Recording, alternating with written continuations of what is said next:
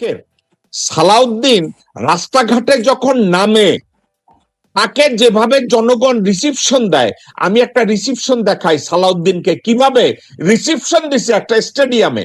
দেখেন,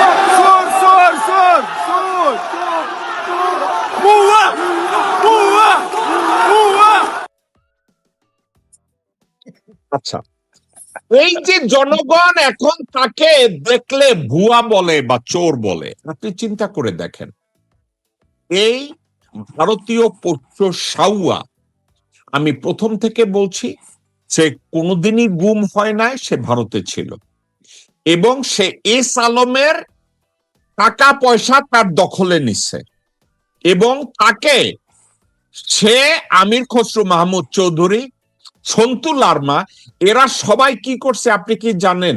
আরাকানে যে ভারতের কালাদান প্রজেক্ট, এই প্রজেক্টের সাথে তারা সবাই জড়িত এবং তারা ওখানে একটা ষড়যন্ত্রে লিপ্ত।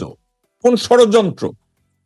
চিটাগংকে আনস্টেবল করবে, চিটাগংকে ভারতের সাথে মিশাইয়া দিবে, এই দুঃস্বপ্ন ভারত যদি করে তাদের পাছায় বাট যাবে। কিন্তু তারা এই ষড়যন্ত্রে লিপ্ত এবং আমি দেখি সার্বিকভাবে সালাউদ্দিন এই ষড়যন্ত্রের সাথে লিপ্ত, আমির খসরু এই ষড়যন্ত্রের সাথে লিপ্ত, গিয়াস কাদের চৌধুরী এই ষড়যন্ত্রের সাথে লিপ্ত, জামান বাবুর ছেলে, ওই শুয়ারের বাচ্চার নাম ভুলে গেছি, সেই ষড়যন্ত্রের সাথে লিপ্ত, মোদি এই ষড়যন্ত্রের সাথে লিপ্ত।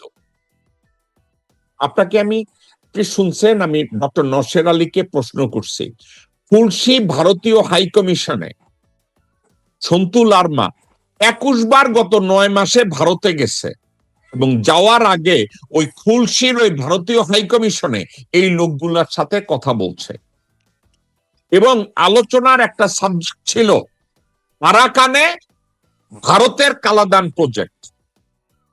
আপনারা কি জানেন এই কালাদান প্রজেক্টকে সফল করার জন্য সন্তু লারমা এবং ভারত ডিমান্ড করছে যে চট্টগ্রামে কি পজিশনে ভারতের অনুগত অফিসারদের বসানো হবে, কি পজিশনে কাদেরকে বসানো হবে? ভারতের প্রতি অনুগত।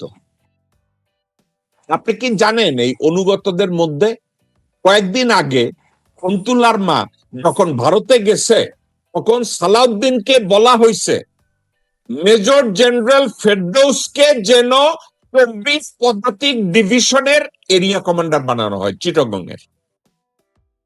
এই ফেরদৌসকে জানেন? এই ফেরদৌস হইছে হাসিনার অত্যন্ত আস্থাভাজন একজন অফিসার। ফেরদৌস হইছে ওই অফিসার ডক্টর মোহাম্মদ ইউনূস অন্তর্বর্তীকালীন সরকার গঠন করার সাথে সাথে ওয়াকার এবং র এই ফেরদৌসকে দায়িত্ব দিচ্ছে ডক্টর মোহাম্মদ ইউনূসের পাশে বসে থাকবে, ডক্টর মোহাম্মদ ইউনূস পাপ করলেও যেন সেনাপ্রধান, ডিজিএফআই, র এবং ভারতীয় হাই কমিশনকে জানানো হয়। এবং এই ফেরদৌস আজকের চিটাগংয়ের এরিয়া কমান্ডার। এই ফেরদৌসকে ওখানে নিচে কেন জানেন?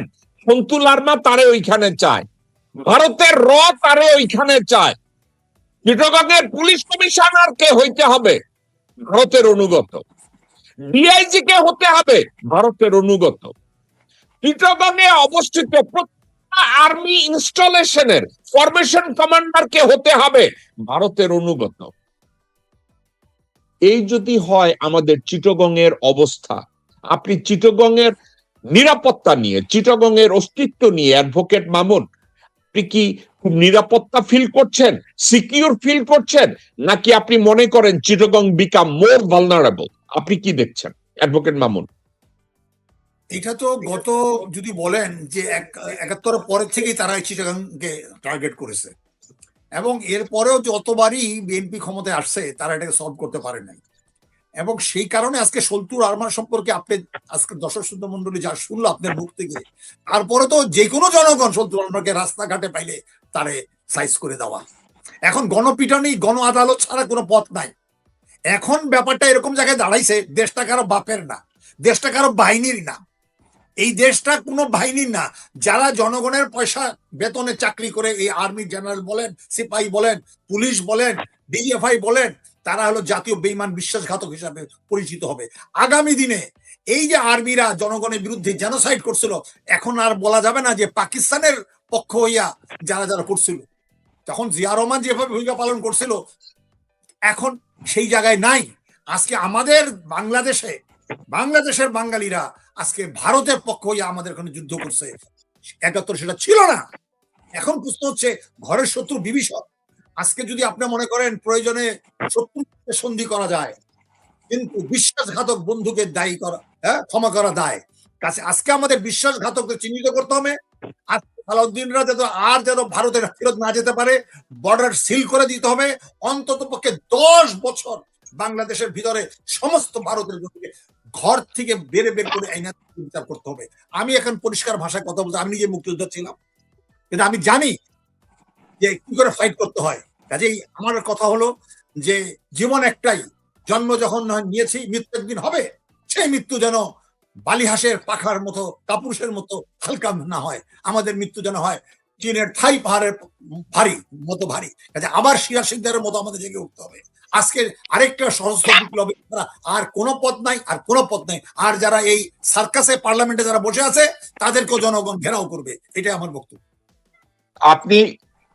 আপনাকে যদি আমি একটা কথা জিজ্ঞাসা করি, এই মামুন ভাই, আমি আপনার কাছে পরে আসবো, আমি কর্নেল হাসিনকে জিজ্ঞাসা করব। কর্নেল হাসিন, এটা কিসের আলামত যে চিটাগং এ যত ফরমেশন কমান্ডারদেরকে পোস্টিং দেওয়া হবে তাদেরকে হতে হবে ভারতের প্রতি অনুগত, এবং সন্তু লারমা এদের সবার সাথে মিটিং করে ওই চিটাগং এর খুলশিতে এই সাবজেক্টটা একজন মিলিটারি অফিসিয়াল হিসাবে আপনার কাছে এটা কতটা কনসার্ন মনে হয়? এই বিষয়টা কি আপনার কাছে কি মনে হয় কর্নেল হাসিন?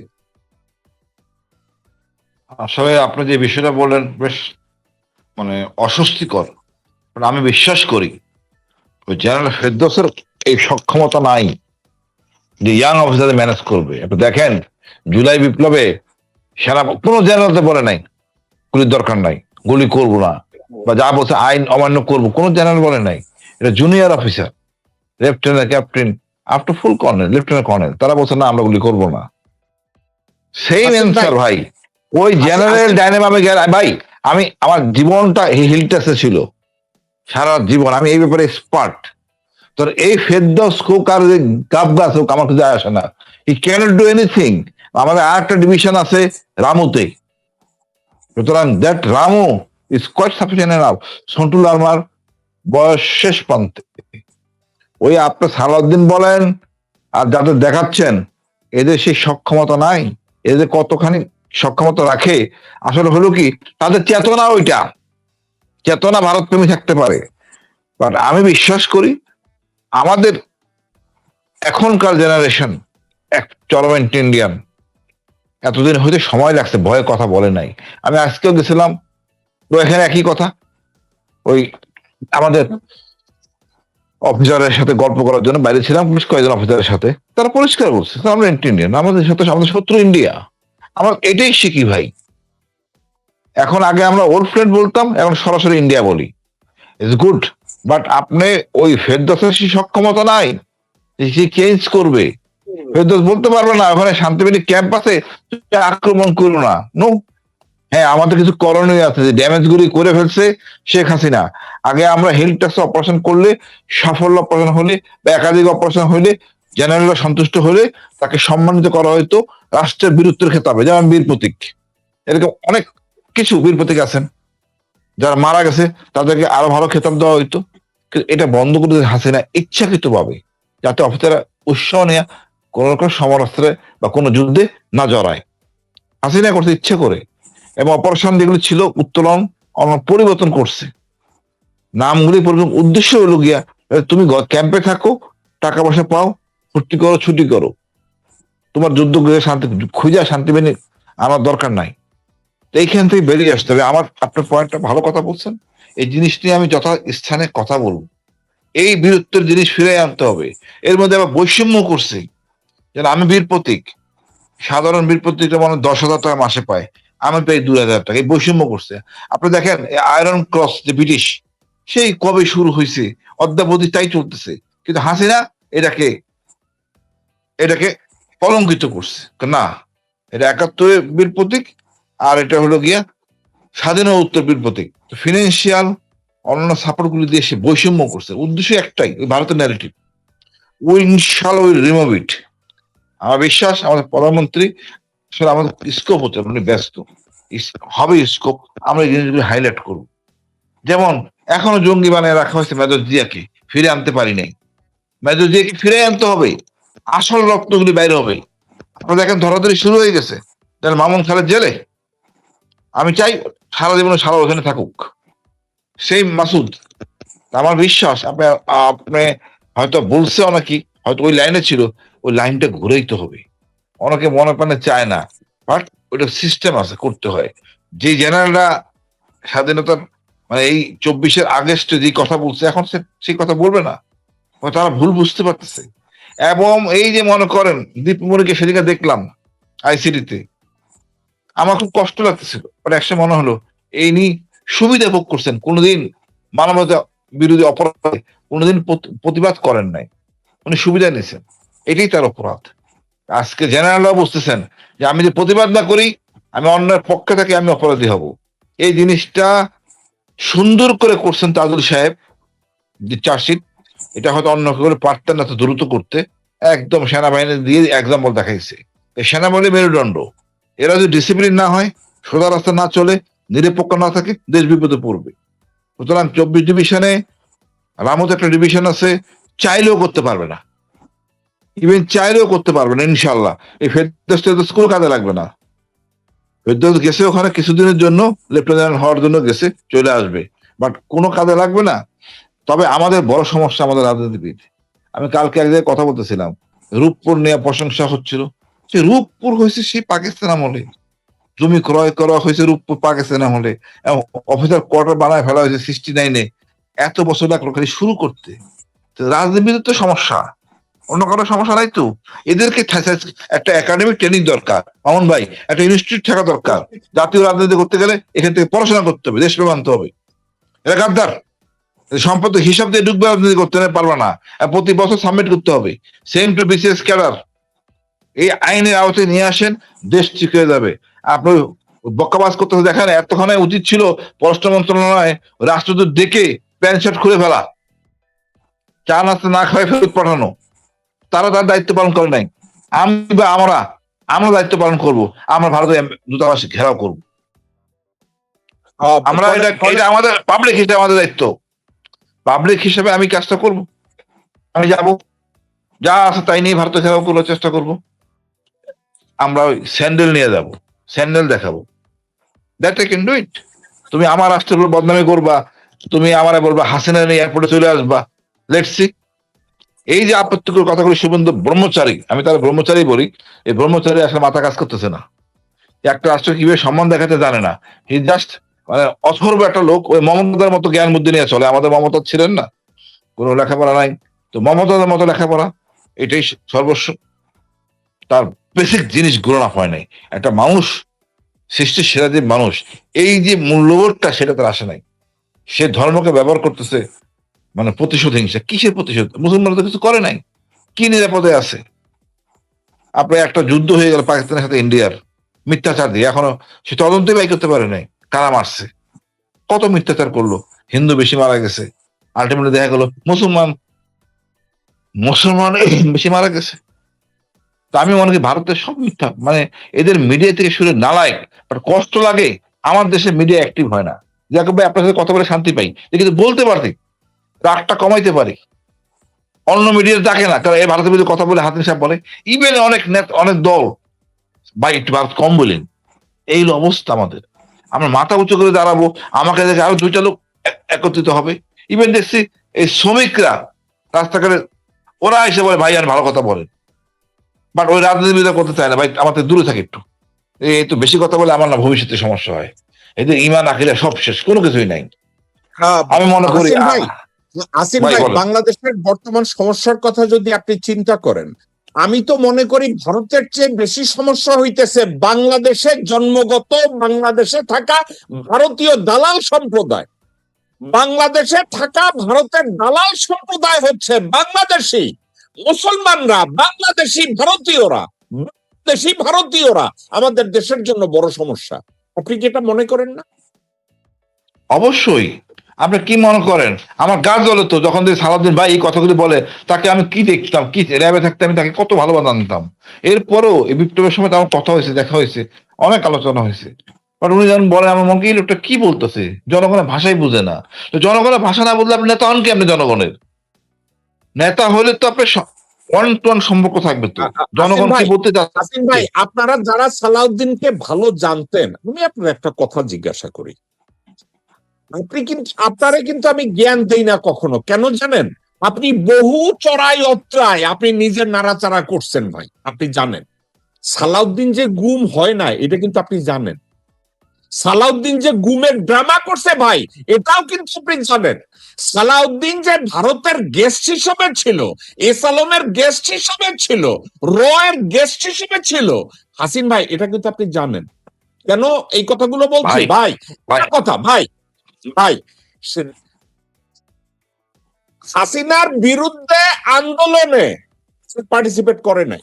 সে কোন অজুহাত ছাড়া ভারতের বসে রয়েছে, আন্দোলনের সময় বাংলাদেশে আসে নাই। বৈষম্য বিরোধী আন্দোলনে তার কোনো অবস্থান ছিল না। জুলাই আগস্ট বিপ্লবে তার কোনো অবদান ছিল না। যেই মুহূর্তে হাসিনা গেল 2 দিন পরে সে এস আলমের চার্টার ফ্লাইটে বাংলাদেশে আসলো, এস আলমের গাড়িতে বাসায় গেল। আচ্ছা ভাই, এর কোনোটাই তো মিথ্যা কথা না। এস আলমের পয়সার উপরে সে বৈশা রইছে। আজকের এস আলম রে আরো লোন দিয়া একত্র কইরা আবার এস আলম রে তুমি লোন দিয়া তাকে ওখানে বসানো হয়েছে। মনসুর সাহেব বাংলাদেশ ব্যাংকের গভর্নর ছিল, তারে সরানো হয়েছে এস আলম রে আবার 4টা ব্যাংক একত্র করে দেওয়ার জন্য। এত কিছুর পরেও আপনাদের বলতে ইচ্ছা করে যে সালাউদ্দিন ভাইরে আমি একসময় পছন্দ করতাম। আমার কেন যেন মনে হয় যারা বলে সালাউদ্দিন রে একসময় পছন্দ করতাম, আমার মনে হয় সালাউদ্দিন কোন এক সময় 21 বছরের যুবতী আছিল। আরে 15 জন্য যদি কেউ পছন্দ করে থাকে, এছাড়া সালাউদ্দিন রে কোন বাংলাদেশিদের পছন্দ করার আমি কোনো কারণ খুঁজে পাই না। আপনি পান কিনা কর্নেল হাসিন? আমি একটু বলি, হালালুদ্দিনের তো একটা গ্রাউন্ড আছে, শিলং এ ছিল 7 বছর প্লাস, শিলং এ ছিল। যারা না যাইয়া বাংলাদেশে আরামে থেকে ওই গুণগান গায়, সে আরো বড় অপরাধী, আরো বড় অপরাধী। এই যে মনে করে আমাদের দেশে যে যারা এখনো ভারত প্রেমিক কষ্ট পায়, বিশেষ করে সুশীল, তাদের কি কষ্ট 32তম ভাঙা গেছে। আমি তখন বলি ভাই, আপনি একটা জলযন্ত্র বিধবা নারী তাকে ঘর থেকে বের করে দিয়েছেন, তখন আপনি কষ্ট ছিল না? মূর্তি যখন ভাঙা হয়েছে তখন ওর ভিতরে কেউ ছিল না তো, আপনার আপনার বঙ্গবন্ধু বা আপনার শেখ মুজিবুর রহমান ওর ছিল না, খালি একটা মিউজিয়াম ছিল, কিছু লোক যাতায়াত করতো। ওর ভাঙা হয়েছে, ওরা কেউ কষ্ট পায় নাই, কষ্ট ফিল করে নাই। যেটা খালেদা জিয়া করছে, ঘুরে ঘুরে তার বাড়িগুলি দেখছে, গাছগুলো দেখছে, নিজে লাগানো গাছগুলি। তো এই কষ্টের ওই কষ্ট তুলনা হবে? অবশ্যই না। 32টা কোনো জ্ঞান দিবেন না, 32 জায়গায় ভুয়া। একটা পাল জলবন্ত সেক্টর কমান্ডার, স্বাধীনতা ঘোষক, এই দেশের তাকে আমরা মূল্যায়ন করি নাই। তা আমি মনে করি কি ভাই, সেই জাতের আমরা আমাদের 24 বিপ্লব থেকে অনেক শিখতে হবে। আমাদের সৈনিকরা ঘুরে গেছে, সার্জেন্টরা ঘুরে গেছে, লেফটেন্যান্টরা ঘুরে গেছে, ক্যাপ্টেনরা ঘুরে গেছে। আপনি অবাক করা বলি, আমি 5 তারিখে সকালে আমি মিরপুর ডিউটিতে বেরোবো, আটকায় রাখা হয়েছে, দেখতে দেবে না। আমি মেজরের চোখে তাকাইলাম, ঘুরে গেছি, আমার ওখান থেকে অফিসার 2 জন মিলে সংগঠন হয়ে গেলাম। আবার ওই মেজরের চোখে, মেজর ক্যামোফ্লাজ করা আগে আমি দেখে ফেলছি সকালে, তো চোখে তাকায় বললাম এমন ভাবে, যাবো না ধাক্কা দিব। ও হেসে দিছে, এমন হাসা, মানে হাসাও না, না হাসা, বলে স্যার ধাক্কা দেন, মিনিংটা তাই। এটা তুলে দিছে। অর্থাৎ জনতা থাকলে ভাই, কোনো জেনারেল, কোনো সেনাপ্রধান, কোনো ওই আপনি সালাউদ্দিন কাজ হবে না। সালাউদ্দিনের ভাজি করে খেয়ে দেবে জনগণ। এই বিএনপি যদি বাড়াবাড়ি করে, আমি পরিষ্কার বলি, লজ্জা পাওয়ার কিছু নাই। আওয়ামী লীগের জন্য ভারত ছিল, বিএনপির জন্য ভারত নাই। তারা হয়তো ওই প্রোটোকল নেওয়ার জন্য বা গুট সম্পর্ক রাখে, বিপদ হলে যেন আশ্রয় পায় এই জন্য। বাট তারা জনগণের প্রত্যাশা বাইরে গেলে ক্রিটিসাইজ। এই যে ভুয়া ভুয়া সালাউদ্দিনকে বললো, আপনি মনে করেন সালাউদ্দিন সাহেবের ঘুম হারাম হয় নাই? তার ইমেজ, তার ভাবমূর্তি কোথায় গেছে? তো হ্যাজ টু বি কারেক্ট। এটা আমাদের নৈতিক দায়িত্ব সমালোচনা করে এদেরকে রাইট ট্র্যাকে আনা। এবং আমি মনে করি ভাই হিলট্রাক্স এমন ভাবে সাজানো, শহীদ জিয়া যা করছে বাঙালি নিয়ে যাওয়ার পর, এটা স্যালুট। এটা আসলে ওনার মতো দূরদর্শীপূর্ণ নেতা আমাদের দেশে জন্ম হবে না। আজকে এই যারা সেটেল হয়েছে তাদেরই অনেকে উপজেলা চেয়ারম্যান, তাদেরই একজন কিন্তু সাদেক কায়ুম। সুতরাং এই শহীদ আচ্ছা জিয়ার কর্তব্য ভাই আচ্ছা, বলেন। আপনাকে আমি যেটা জিজ্ঞাসা করতে চাইছিলাম, সন্তু লারমা গত 9 মাসে 21 বার ইন্ডিয়া গেছে। সন্তু লারমার বউ এবং বাচ্চা কাচ্চারা ভারতে থাকে, তারা কোনোদিন বাংলাদেশে আসে না, তারা ভারতের পাসপোর্ট হোল্ডার। সন্তু লারমা পার্বত্য চট্টগ্রামের কনস্টিটিউশনাল একটা পজিশনে আছে, কিন্তু এই যে 9 মাসে 21 বার ভারতে গেছে, একবারের জন্য সরকারের কাছ থেকে পারমিশন নেয় না বা ক্লিয়ারেন্স নেয় না। আপনি বিষয়টাকে কিভাবে দেখেন? এটা তো সরকারের দায়িত্ব না, সরকারের কাছে অ্যাপ্রোচ করবে, সরকার অনুমতি দিবে, এনওসি নিবে। এটা তো আসলে কোন কিভাবে গেলেন সেখানে হলো গিয়া লোক থাকে, ইমিগ্রেশনের লোক, যার আগে ক্লিয়ার করতে হয়, সে কর্তৃপক্ষকে ধরা উচিত। কেন একুশ দেবেন? গোয়েন্দার কি ভ্যারেন্ডা পাচ্ছে ওখানে? তার গোয়েন্দা অনেক ভূমিকা আছে। তারপরে বলবো সন্টু লারমা এখন আমাদের, আমি মনে করি, মানে আমি নিজের পক্ষ থেকে, আমি নিজে এটা সিভিলিয়ান হিসেবে বলি, সরকারের জন্য তেমন অ্যাসেট না। তো তার এত বিতর্ক আছে পার্বত্য চট্টগ্রামে, তার কাউন্টার ইউপিডিএফ কাউন্টার পার্ট তারা শক্তিশালী। এখন আমাকে দুইটা ব্যালেন্স করতে হয়, ইউপিডিএফ জেএসএস আর হলো কুকিটা আমাদের অজ্ঞতার কারণে বেহাত হয়ে গেছে ইন্ডিয়ান হস্তক্ষেপের জন্য। বাট তারপরও আমি মনে করি এর মধ্যে আবার এই সন্টু লারমার দল জেএসএস ইউপিডিএফ দুইটার আবার সংস্কারপন্থী আছে, 4টা হলো এখানে, 2 গ্রুপে 4টা গ্রুপ। তারপরে মনে করেন কিএরএফ আছে, আবার ওদিকে মারমা পার্টি আছে, মারমাদের একটা গ্রুপ আছে। আসলে হয়েছে কি, পুরো হেলটার চাঁদার মধ্যে আছে। কোন একটা জাতি দল যখন চাঁদায় চলে যায়, এদের কিন্তু আপনি আর স্বাভাবিক আনতে পারবেন না, তারা ওই চেতনা নাই। এখন চেতনা করতে গেলে সেনাবাহিনীর শক্তিশালী ক্যাম্প এবং জনগণকে সাথে নিয়ে আন্দোলন করতে হবে। যে আন্দোলনের ট্রাইবেলরাই থাকবেন। আমরা তো বোকা, এখন মাথা মোটা চিন্তা করি যে আর্মি দিয়া শাসন করবো। নো, এটা আমাদের জনগণকে আমাদের গুড বুকে আনতে হবে এবং জনগণকে ট্র্যাক করে নিয়ে সমস্যাগুলো সমাধান করতে হবে। অতি সহজ ডিজিটাল যুগ, প্রতি গ্রামে মুরব্বী আছে, আছে, হেডব্যান্ড আছে, আপনি নিয়ে আসেন তাদের এনআইডি এবং সাথে নিয়ে আসেন সেই মোবাইল নাম্বার, আপনি ট্র্যাক করে বাই করতে পারবেন কালারিং করছে কোথায় থাকে। ইজি, তেমন ডিফিকাল্ট না। যেভাবে মাইকেল চাকমা গ্রেপ্তার হয়েছে, সবগুলো আওতায় আনা যায়। আবার একটা সমস্যা কি, নেতা গ্রেপ্তার করলে নেতার অধীনস্থরা নেতা হয়ে পড়ে, আর একটা ড্যামেজ হয়, অস্ত্রগুলো বেহাত হয়ে যায়। আমাদের রাজনীতির ভিতরে ভালো না, চরিত্র খুব খারাপ। অস্ত্র পাইলে কিনবে, তার মাসেলগুলি দরকার, মাস্তানি দরকার। সুতরাং এগুলি আপনাদের খেয়াল রাখতে হবে। এই জন্য সরকার, মানে আমরা যারা আমাদের জুনিয়র অফিসাররা আছে, ব্যালেন্স করে চলে। সন্টু লারমা ঠিক আছে, সন্টু লারমার পর কে আসবে, that is the question. Santu Larma কে আসবে? সন্টু লারমার বয়স হয়ে গেছে, অসুস্থ, এইটা এখনো মনে হয় সিলেকশন হয় নাই বা সিলেকশন করতে পারা যায়।